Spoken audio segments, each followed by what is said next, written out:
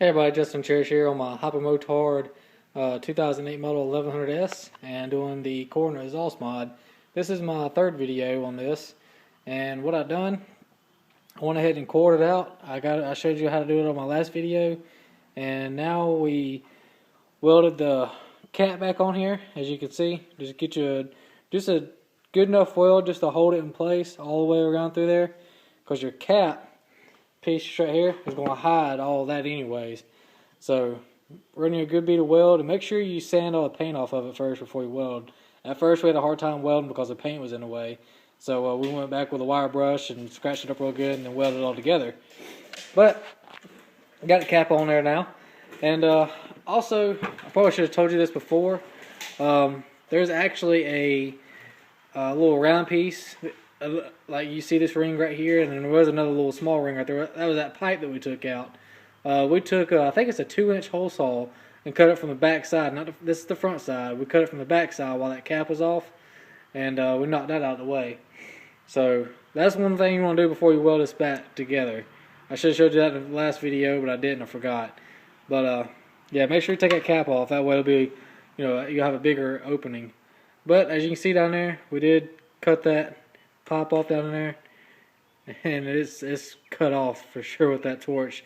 You couldn't have a whole lot of control with that heat, but I've done the best I could. So that's it. Now I'm getting ready to paint. I had a few scratches here and there, so I figured I'm just gonna go ahead and sand the whole thing down, which I sanded with a Scotch-Brite pad, just a red Scotch-Brite. That is equal to a 600 grit sandpaper, but it's a lot easier to maneuver. It's like a sponge, and you can just go to town with it, and the paper, it'll rip on you and all kinds of madness. It's a hassle to mess with it. So Scotch-Brite pad is the best way to do it if you're just going to do a good touch-up. And what I use, or I'm going to use, is this Rust-Oleum high heat grill paint. That noise you hear is my daughter over there having a lollipop going to town.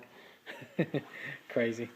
But just a high heat. This right here is good for, I think it's, 1,200 pounds. Or 1,200 degrees, not pounds. I don't know what I'm talking about. But there you go. Now you can see. But yeah, Rust-Oleum high heat. Just make sure you use a good high heat paint. Rust-Oleum has always been my favorite for anything to do with metal.